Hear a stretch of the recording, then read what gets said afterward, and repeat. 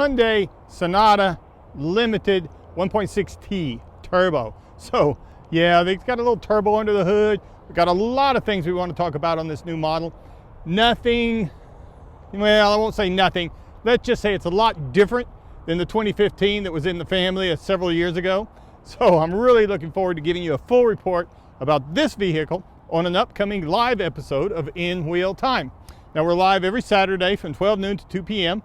You can find us on our Facebook page, you can find us on our YouTube channel, and you can also now find us on Periscope, which is part of Twitter. So we got a lot of different places that you can find us. But right now I want to invite you to join us this Saturday, May the 2nd, for the next live episode of In Wheel Time. We got a lot of stuff going on. Michael Wooding has been gracious enough. He was supposed to be with us last week from the Automotive Appraisal Network.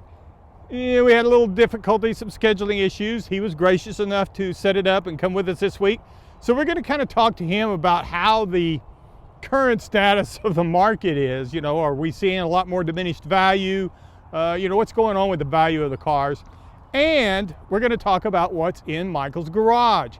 We talk to Michael several times a year. He's always been wonderful with giving us information, but we never talk about his rides.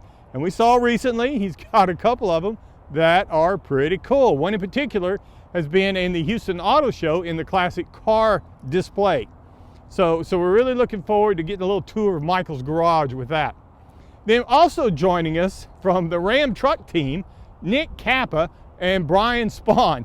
Now, these two guys are trucks. They're Ram trucks, and they're going to be talking to us and give us a little insight, some help understanding the electrification of the new vehicles. Not electric vehicles, but the electrification of the new vehicles.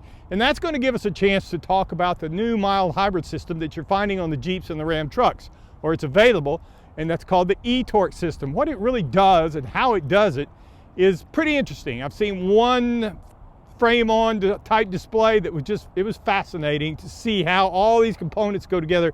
So I'm hoping they're going to get a chance to really talk about some of that.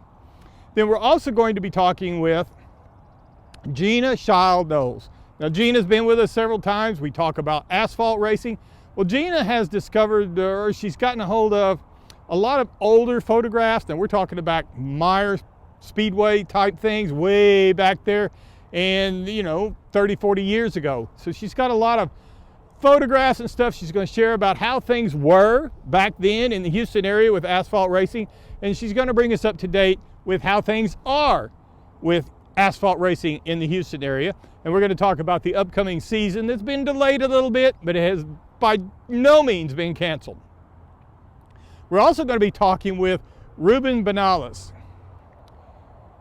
Now Ruben, if you'll recall, last year when we were out at the Mustang Club of America event out at the Lone Star Flight Museum that was hosted by the Northside Mustangs. So they put on this, it's one of their national events, and it was there, and he had just discovered this barn find, a 1967 Shelby GT350. And he brought it to that event for the first time that it was out in public.